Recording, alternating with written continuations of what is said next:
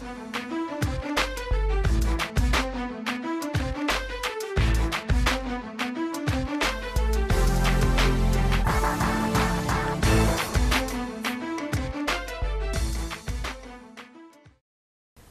to Fit and Bold, where we promote healthy lifestyles.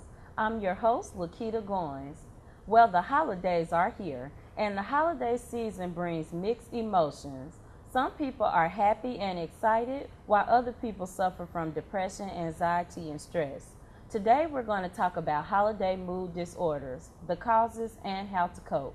We have Dr. Rhonda Maddox here, and she's the medical director for United Family Services Incorporated. And she's here to help us today. How are you today, doctor? Well, thank you for having me. Okay. So, name some of the mood disorders that people face and are affected with during the holidays.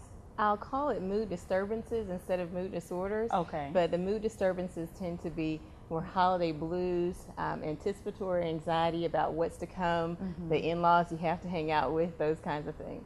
So, other than the in-laws, what else can cause all these different emotions during this season? Many times it's the cultural expectations that are associated with the season. We sing songs like, Merry Christmas, Joy to the World. And so there are all these expectations that you're going to be happy, that you're going to be thrilled, when the reality is many times, people are divorced, they're away from their families, they've overextended themselves, and they have to plan for all of these people who are coming. And so they're not too thrilled about it. They're anxious, or they don't have the money to pay for the gifts that they're expected to give, Okay, so let's talk about the first thing, stress. Can you talk about stress during the holiday season? Yes. Right after Halloween, many times people are already putting, the stores have already put out their Christmas stuff, and so people are planning to, to extend themselves financially. They're planning to cook for the guests that are coming over. They have all of these expectations that have been put on them, and many times people just don't say no. And so they've overextended themselves. They're, thinking about holidays gone by. They're anticipating having to be with, the uncle who is, a drunk, or, the alcoholic father or whatever. And so they get really kind of tense about it. And does the time frame play a part? Because, like, we're finna have Thanksgiving. Right. And then you don't really get a break. It goes straight to Christmas. Right. So, yes, the time frame does. We are best when we're rested, when we're well slept. And the holiday parties that happen, we go to 4 or 5 parties. We think we have to stay for all of them. So yes, the time factor does. We're throwing these parties. We're going to them. We're buying gifts. We're buying dresses. We're doing all of these things that cost us a lot of money. So how do you get past the stress of the holidays? Are there any coping mechanisms? Yeah, I think the first thing is to change your expectations. The holidays aren't going to be perfect. Right. There are going to be some pitfalls that happen. Also, to address what your priorities are. Are your priorities to go to everything, or are your priorities to really spend a relaxing, tradition-filled Thanksgiving or Merry Christmas to where people are happy? There's a difference between putting a perfect meal on the table and people being happy. So to really change your expectations and make sure that your expectations fit your priorities and not your mother's priorities or your in-laws' priorities, So what about financial stress? I know people have the kids, and the kids find the most expensive things on the toy list. Of course. And that's what they want. They want the Xbox. They want the new Wii U. So how do you deal with the financial stress? Many times we give in to those because we're kind of compensating for our deficiencies as parents. But the reality is that kids really enjoy your time more than anything. And so, setting up traditions to where we play Monopoly after Christmas, after Thanksgiving dinner, or we go, through caroling, or we go through looking at the lights, those kinds of things, as opposed to, we go shopping immediately after on Black Friday or whatever Friday it is. Do what you can afford, right? And that Absolutely. stress kind of melts away. And helping other people, raising your kids to be generous, to volunteer for others. They see you doing it and they want to do it. So you go volunteer at a soup kitchen, or volunteer to deliver gifts to you know, maybe single parents who have 4 or 5 kids, Right. you know, Take donate the their emphasis toys. off Right. of you receiving to Absolutely, giving. absolutely. That makes sense. So let's talk about grief and loneliness, because the reality is a lot of people, the holidays, because you have family come, it brings up those memories for a lot of people. And sometimes it's because you don't have families coming. Right. You know, you're divorced, or your kids have gone away to college, or your spouse has died. And so normally when other people are expecting to spend time with their loved ones, you are preparing for, you know, a lonely time. And the big thing about that is to plan ahead, you know, to host a potluck at your house, or to host something, you know, apple cider and cookies. It doesn't have to be expensive, but to do something to where you bring people that you enjoy around. And I said people that you enjoy because many times we're preparing for people we don't enjoy. But, you know, to have people that are enjoyable, that are compatible with you, to invite those guys over, to go out for pedicures and manicures, or to go out for coffee. It does not have to be as, you know, comprehensive as we sometimes try to make it. Right. So some people get depressed for other reasons. Can you just talk about depression during the holidays and the winter months? Sometimes it's seasonal affective disorder, meaning that as the seasons change and we have less light, that we're more likely to produce different amounts of melatonin that actually impact our mood. And so it could be that we're not getting as much cardiovascular exercise as we used to. We're not getting as much sun. Our eating habits change, you know, and so we're eating some of those high carb meals that actually cause our moods to drop. So really being aware of, you know, the holiday season is not from October 31st to January 2nd, but you can overextend yourself maybe for Christmas or New Year's Day. Right. But the entire season is not a time to overextend in your eating, you know. Okay, does seasonal affective disorder, does it affect more people of certain age ranges? No, not necessarily of a certain age range, as much as certain regions of the country where people are more prone to develop this, and it has to do more with just your exposure to light. So getting out for even an hour to 2 hours of light can be very helpful to your mood. You know? So if you're in Alaska, where it might be dark all day and all night for a certain season. Yes, they actually have higher risk of suicide in those places that have less light exposure. So in order to treat that, we talk about light therapy, you know, where they get these certain types of lights, and you spend time with that exposure for 30 minutes, sometimes 2 hours. We talk about cardiovascular exercise. We talk about eating healthier, you know. So I have a question about people who've already been diagnosed previously with the actual mental disorder. Maybe they're bipolar or clinically depressed. Are they affected more during the holidays? Yes, they certainly can be. And the reason for that is because especially people with bipolar disorder and ADHD tend to thrive better in routine. So they tend to thrive better when they get this amount of sleep, or you know, when you're out doing these parties and different things, you can forget to take your medications. And so sleep disruption, expectations that, you know, are really high for you, those kinds of things can definitely impact your mood. So back to just the holiday mood. Is there a point where you may need to seek professional help? And Absolutely. how do you know when that point has come? Absolutely. When you notice that your moods are disrupting your ability to perform your normal routine activities, when you're having more difficulty getting out of bed, when you're, you know, having difficulty taking care of your hygiene, when you're having thoughts of even harming yourself or harming other people, and not just, you know, kind of fleeting thoughts that maybe, oh, I would love to choke her, but, you know, you're actually, you know, you're actually kind of planning things out, you know, or planning ways to hurt yourself. You know, definitely if you're having thoughts about hurting yourself, you should consider it. But also if it's affecting your work, if it's affecting your ability to do well in school, and if it lasts for longer than 2 weeks and it's affected your sleep, your appetite, your concentration, your energy, those kinds of things, when it affects, you know, 3 to 5, you know, different capacity or different areas, you should certainly do that. So will you close out by just talking to our audience about the holidays and how to keep it happy? Just a wrap up for our audience. Yes, absolutely. Get yourself a calendar and mark on that calendar, what you would like to do in terms of, I want to go to this party, I want to go to that party, I want to, host this dinner. Plan ahead. Don't wait to the last minute to buy the food for the dinner or to buy the gifts. Buy the gifts the day after Christmas this year for next year. Mm-hmm. So really planning can help. Doing your routines, getting your cardiovascular exercise, meditating, going to a place of worship that is inspirational for you.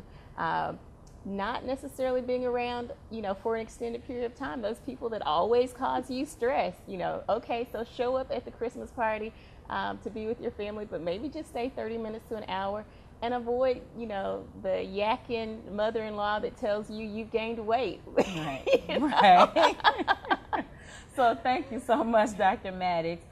Stay tuned, audience. When we return, we're going to have some special holiday fit and bold cooking. So please stay tuned. Right now, famine, war, and drought are killing a child every 6 minutes in the Horn of Africa. They can't share their story, but you can. Even the smallest and simplest investments can save lives. But do more than donate. Forward the facts to everyone you know. Forward from our site. Forward onto your family, friends, and social network. We are the relief.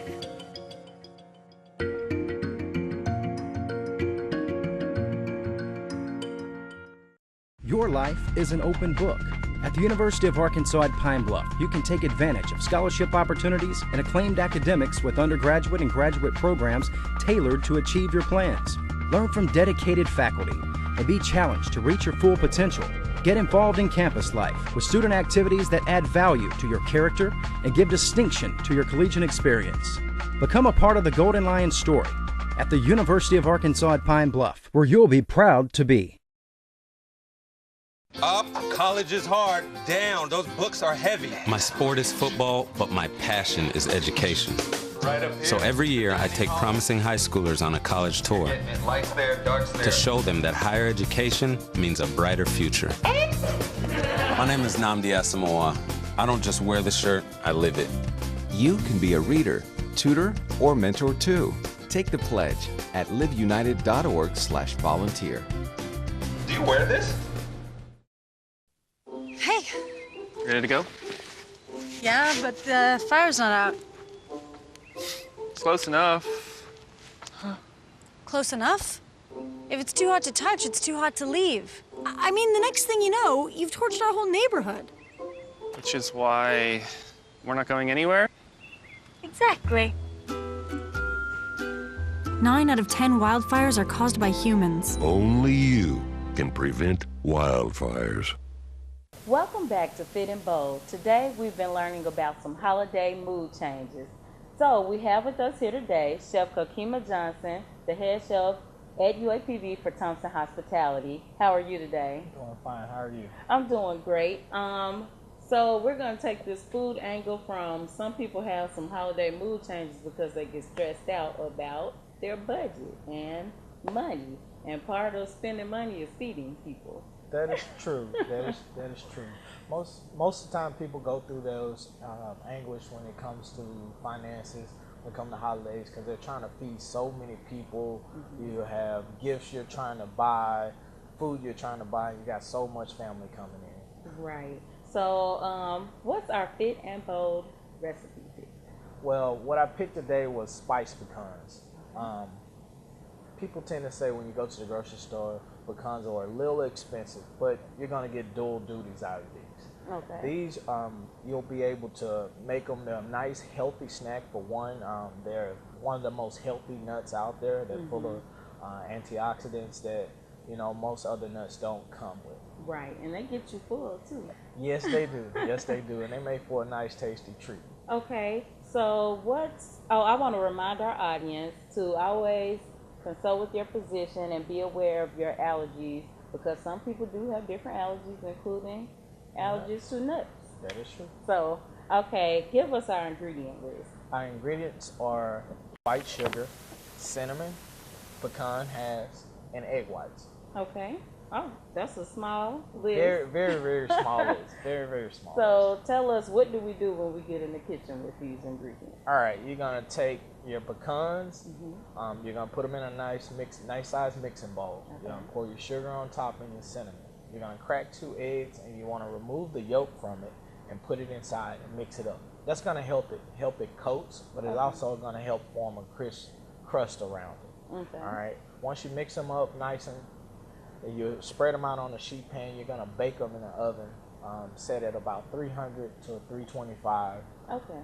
Let them bake for about 15 minutes. Okay, and then after 15 minutes, they're done? They're done. You're gonna bring them out, let them cool. The crust is gonna get nice and crispy on top of it once it hits the air. Okay. Then you'll be ready to serve as a nice, healthy snack.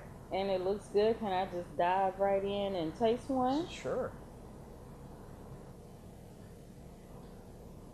These taste like the ones you can find in the mall. Yeah, yes they do. But here's where you're gonna get double duty out of them. Okay. Because now you can make a nice little treat bag. It can either be a host bag if you're doing your party, or you can actually make them and give them to gifts out at the office, or your favorite niece or nephew that you want to give a healthy snack to.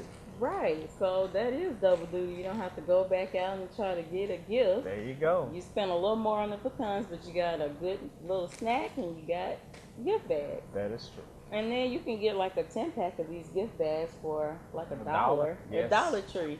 Yes, there you go. So this is a great recipe. And is there anything else you want to say to our audience about cooking and budgeting for the holidays? Well, whenever you're going through the store, you can always find deals throughout the store. Just, you got to be proactive in shopping. A lot of times this week they marked down things already, because I went and they had all those Green Giant frozen vegetables, all those different frozen vegetables for $1. And the frozen vegetables are actually better for you than the can, because it's preserved the preservatives for you through the freezing process. Right. So jump right in, audience. We want you to reduce your stress. We don't want you to worry about how am I going to pay for food and gifts. So you may want to try this recipe. Stay tuned. When we come back, we're going to be working out some of these holiday treats.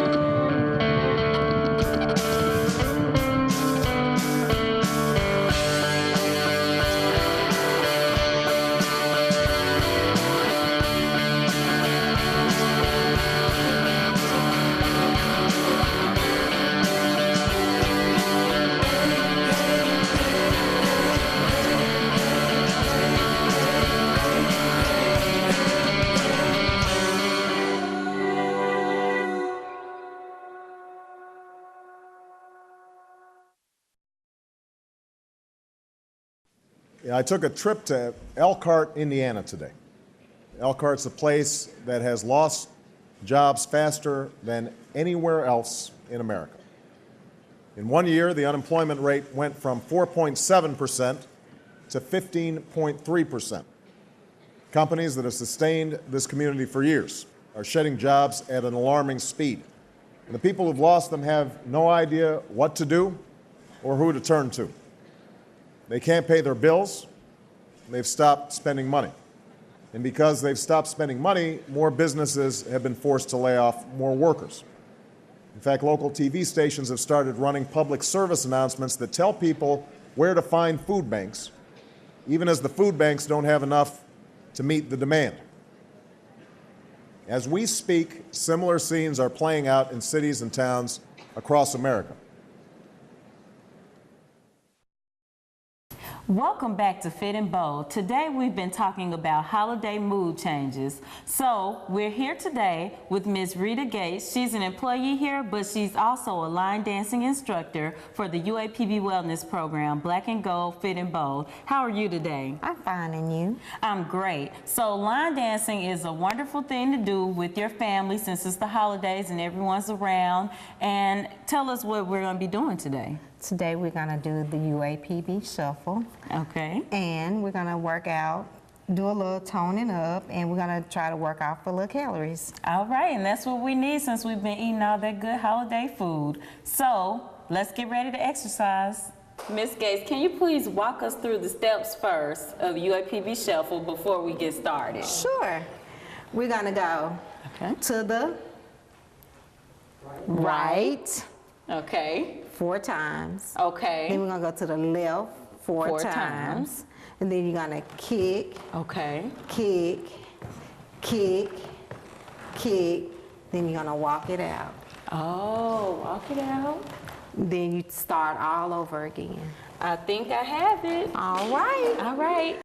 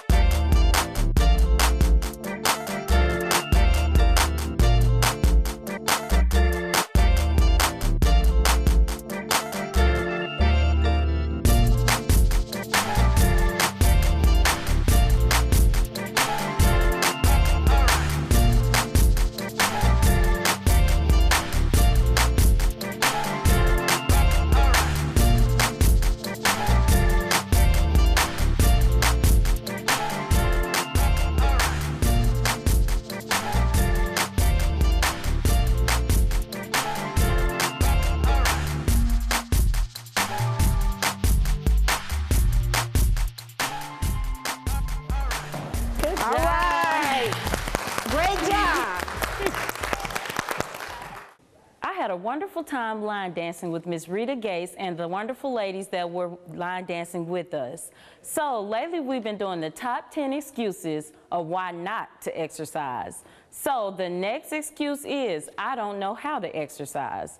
Well, maybe you have a friend that can exercise. You can ask your friend, or if you don't know anyone who exercises, you can jump online and go to Google and type in how to begin exercising. If you don't have internet access, you can always go to your local public library, or you can go to the John B. Watson Memorial Library here on campus, and they have the National Library of Medicine that can tell you a multitude of ways to start exercising. But always remember to consult with your physician before you start any new exercise regimen. But remember that being healthy is a lifestyle journey. So you need to get in your journey, find what you like to do, learn how to exercise, and get fit and be bold.